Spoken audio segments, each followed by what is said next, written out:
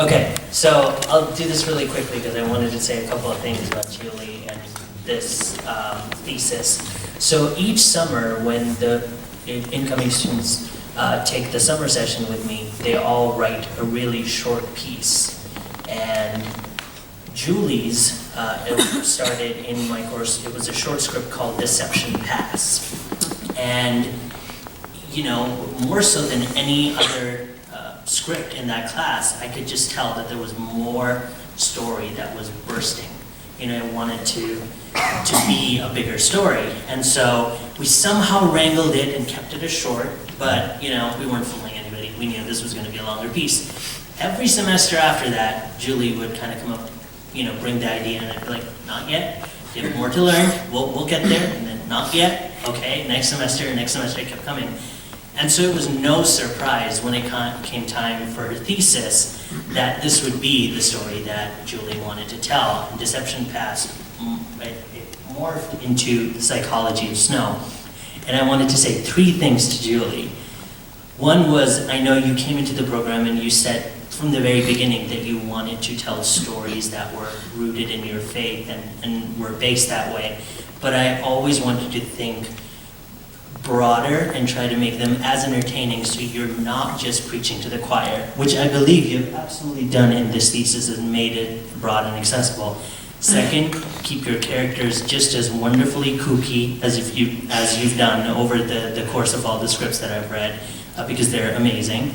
And third, and most importantly, for the love of God, no more underlining. Oh my God. So with that, I'd like to introduce Julie Devine, and she will introduce her cast, and we'll get the reading going. Thank you, everyone.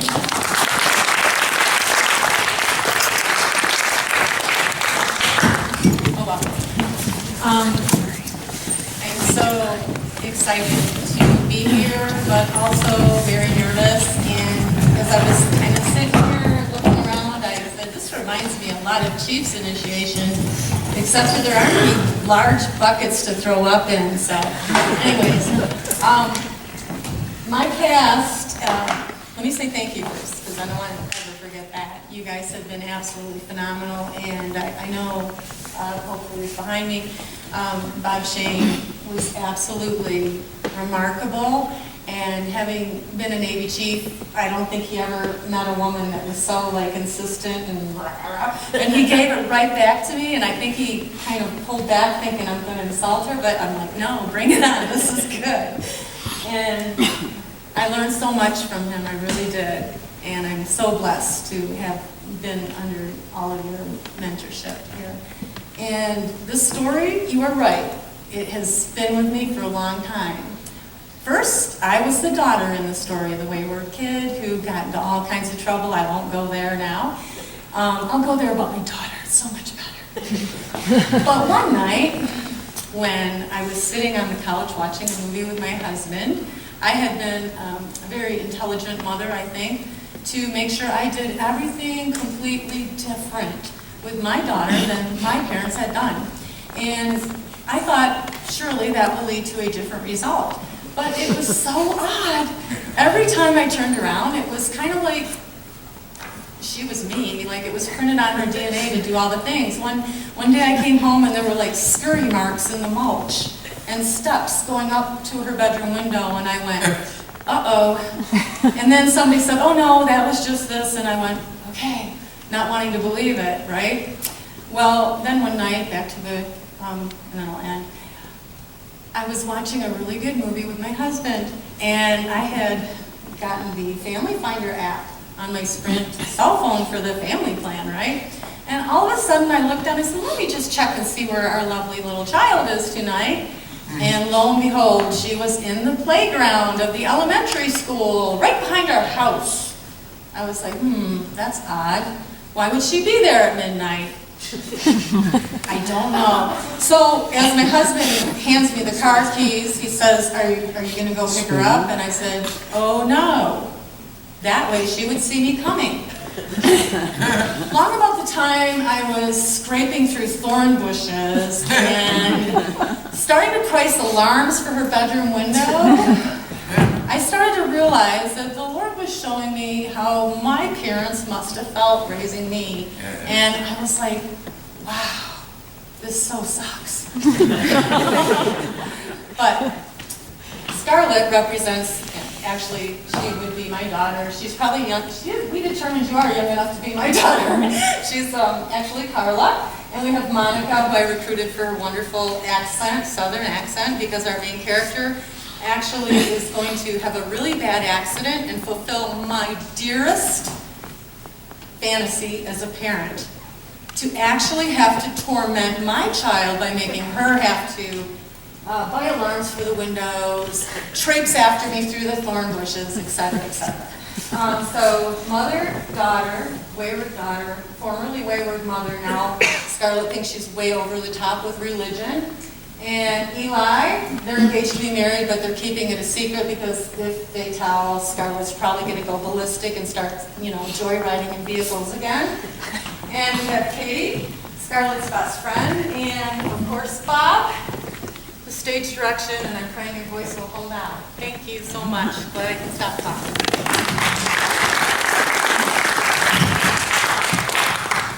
Exterior quaint village square night. Snow falls as a mother and her child spin around holding hands. Catching snowflakes, the girl falls, laughing, making snow angels under an old-fashioned street light. That was me and Mom when I was 7. She was the smartest mom in the world. Interior living room night, 10 years later. Her mom is older and the daughter is now a teen, dressed like a sexy French maid for a party. The mother is horrified. But Justin's already waiting for me there, dressed like a butler. Scarlett, Snow, you are not leaving this house looking like a streetwalker. Scarlett stomps off.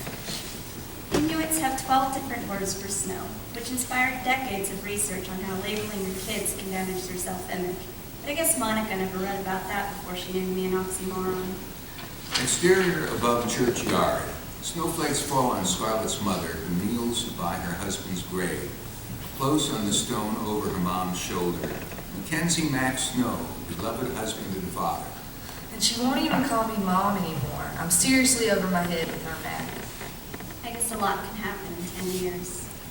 From high above in snow flurries, we drop into a Navy community bordering its Puget Sound air base.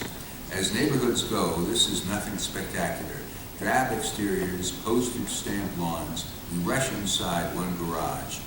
Interior garage morning. 40-something attractive Navy Chief Monica Snow dashes down her steps into the garage, hitting the garage opener. She's in navy blues with gold anchors and blobs gear in her pickup, then hops in. The door trundles up, illuminating keys in the ignition. A look of dread as Monica turns the key, but it only clicks. Scarlett! Garage continuous. Monica kicks open her trunk door and runs back in the house. Scarlett's bedroom. A mattress mostly swallowed by a mountain of laundry obscures a tiny 17-year-old Scarlett Snow, just on its other side. Tightening a corset at a mirror there, she looks pleased until... Scarlett Louise! Hearing Monica approach, Scarlett winces and scans for something to cover up with. Then she goes to the pile and with pinpoint accuracy unearths a sweater, puts it on, and heads to her door. Hall, same time, Monica leans in to pound Scarlett's door, but it flies open so that she tumbles over the threshold and into Scarlett's clothes mountain. Scarlett pops back up, partially in the pile. Where are the jumper cables? Scarlett pauses to roll her eyes. Not my laundry. Interior kitchen. Jesus magnets adorn the fridge as Scarlett grabs a yogurt out. But before she can get her spoon in, Monica thunders in and grabs it. Hey, my yogurt. You left the headlights on again. What? I don't know. Maybe. She pauses to look at Monica. She's disheveled, hair and military ribbons askew, but apparently doesn't know underwear dangle from her belt now. Scarlett works hard to stay angry but fails, finally laughing. Think this is funny, do you? Have you seen yourself? Scarlett guides her mom to the mirror, where Monica bursts out laughing too. You're a freak, you know that? Hey, I'm not the one wearing underwear as outerwear. Scarlett heads out, muttering under her breath. At least I'm not a Jesus freak. Hearing this, Monica balls up the underwear and nails Scarlett in the back of the head. Well, bless your heart anyway, Scarlett. Monica puts her phone call on speaker and Scarlett leaves. She straightens her ribbons as the call goes to voicemail. Hey Gonzo, it's Chief. I guess I'm taking that sick day after all. Scarlett left the truck's headlights on again. I'm fixing to call AAA now. Phone me later to run through the flight schedule. Monica hangs up in time to see Scarlett standing in the kitchen, her mouth hanging open in offense. You seriously need to get a car that turns its own lights off, Mother. Or a responsible kid that does. Hey, I'm responsible. Monica picks up a letter and waves it at Scarlett. Its return address reads, Jacksonville Juvenile Court, overdue account. Scarlett, we had to move cross-country because of all your responsibility. You didn't have to move. You wanted to. And everyone knows you get what you want, so here we are, in the middle of nowhere. Lord, Scarlett, I guess my secret's out. How'd you know I wanted to ditch the best assignment of my Navy career to drive 3,000 miles with a car thief? Scarlett freezes. An Indian prayer tapestry on the door. Insert tapestry. Grant that I may not criticize my child before I walk a mile in her moccasins. In Monica's fantasy POV, a 6-year-old version of Scarlett now stands there looking wounded. I ruined your life now? Monica goes to hug Scarlett, but she pulls away. No, it's just that forgiveness is not something you do. It's something God does through you. I am sorry. You're sorry, but it's not your fault. You know, I tried that once, but it didn't work. Scarlett slaps her report card on the counter in front of Monica, still struggling to apologize. Scarlett, I am sorry. It's just... Open my report card. Can you do that? As Monica opens her report card, Scarlett slips out. Insert report card, straight A's and congrats for making the dean's list. Wow, this is great, Scar. As she looks up, Scarlett is gone. Monica stares at the prayer tapestry still fluttering on the door. Exterior road morning, Scarlett runs after the bus as it drives off, not seeing her. She hurls her book bag, then sits down, dejected. Interior bus. Katie Jang, 18, a black-haired Chinese-American senior at Scarlett's school, spots Scarlett drop angrily to the curb. Wait, it's Scarlett. The driver hits the brakes. Interior bus continuous. Katie motions to Scarlett, but as she walks down the aisle, a leather-clad guy stares at her corset, and his girlfriend jabs him hard. Scarlett plops down next to Katie.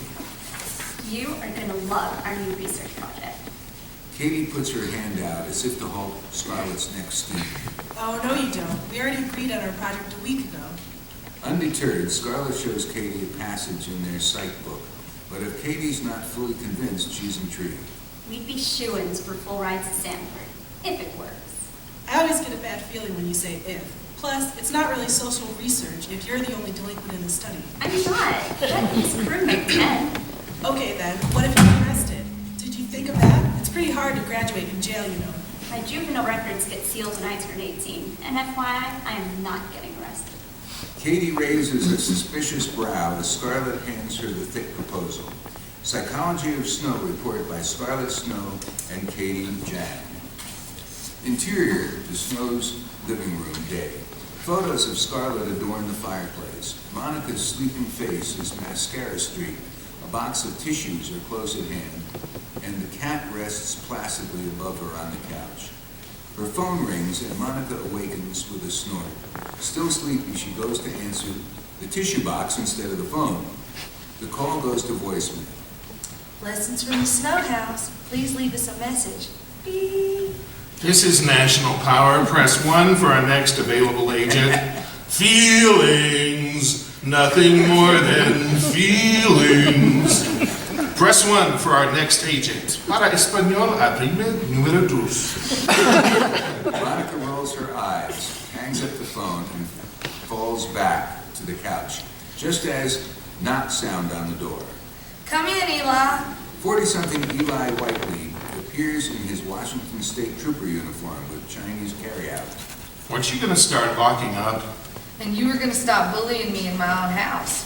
Well, the bully brought you soup at the hangar, but Gonzo said you were sick, so I brought... She beeps up, and the cat screeches. Lunch? What time is it? Relax, she's still in school. He notices the mascara streaks. What happened? Another fight over the truck. As usual, I said, well, things. I don't mean to be so. Eli pulls her close. Infantile? Surly? Controlling? A moron? Come on, out with it. There's only 10 minutes left of my lunch. Eli pulls her hands to his lips, but suddenly drops them. Now where's your ring? I'm fixing to tell Scarlett this weekend. She's gonna love you. Monica smiles to appease him, but Eli grabs his hat to go. Monica follows him to the door. I'm sorry, Eli, it's just... Save it, Monica. It's been over a year. You need to prioritize us, or this isn't gonna work. Anyway, I'm late. I'll see you later. The door shuts behind him. Scarlett does get herself arrested. We're going to jump ahead a little here. And in the aftermath, Monica falls from a bridge, hitting her head. Monica undergoes a special operation which calls for the drilling of holes in her head to ease her brain's swelling. It's a miracle that Monica wakes up at all. But when she does, she has amnesia. But Scarlett, being a sneaky teenager, thinks Monica is trying to even the score. Interior Monica's hospital room day. Plans, pictures, and medical charts. A heart monitor and a compression cuff hum and beep. Scarlett creeps up on Monica's bedside. Mom. Mom. Monica groans, but then her eyes pop open. She stares up at Scarlett. I knew you'd wake up. Scarlett falls on her mother, weeping as Monica's eyes dart back and forth, terrified, over her shoulder. Scarlett pulls back to look at Monica. It's okay. Just listen to me. I'll never call you a Jesus freak again. Jesus freak? I ain't no Jesus freak. Scarlett is in shock as Monica examines her surroundings. An acoustical ceiling, the smoke detector, ventilation fan. In her peripheral vision, Monica sees Scarlett sit on the empty bed by the window. Drab curtains flutter over a vent. No, not another hospital. Monica props up on her elbows and stares at her. Aside from Monica's head being bandaged, one arm is casted while tape and gauze cover an assortment of other wounds. Monica's eyes widen as she looks Scarlett over. She's still dressed from last night's steampunk party, but now she wears Monica's flight jacket. She looks like a trampy Amelia Earhart. Rough night, eh? Scarlett squints suspiciously but says nothing. Is Monica pulling her leg? I'm so sick, I'd have to get better just to die. Feels like someone drilled plumb through my head. Just then, Scarlett looks like the cat who swallowed the canary.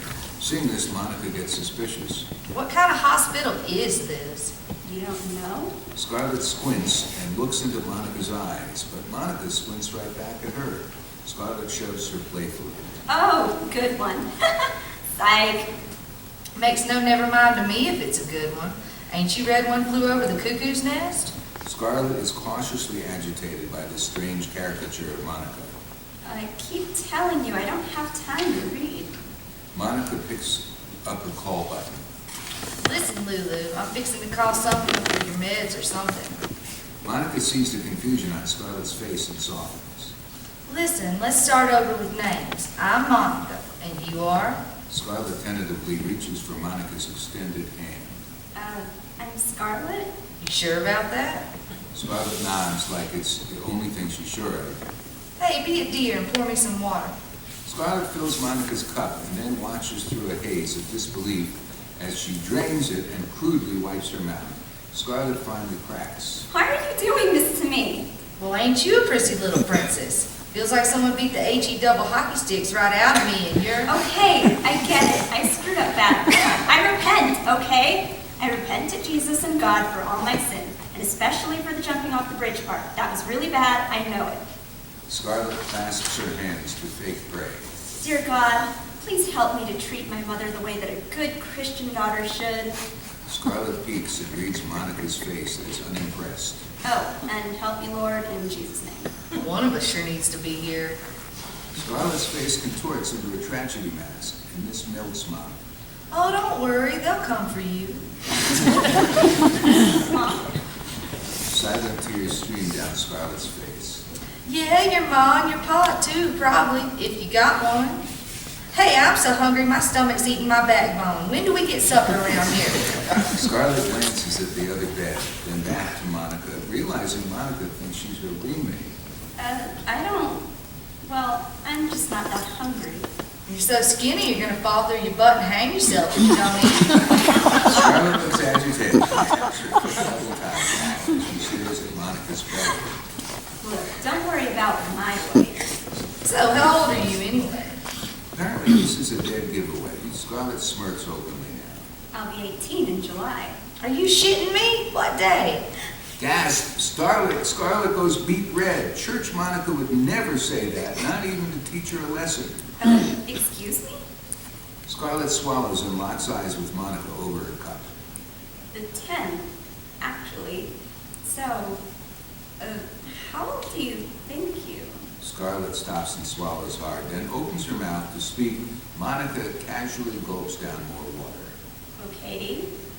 So what are you, about 30? Monica gags, sputtering water out everywhere. Well, why don't you just kill me now? My own mother's 32. Monica stares as Scarlet hastily fills a water glass and downs it like a shot of whiskey. Ah, Scarlet counts on her fingers. So, you're like... 17, thank you very much.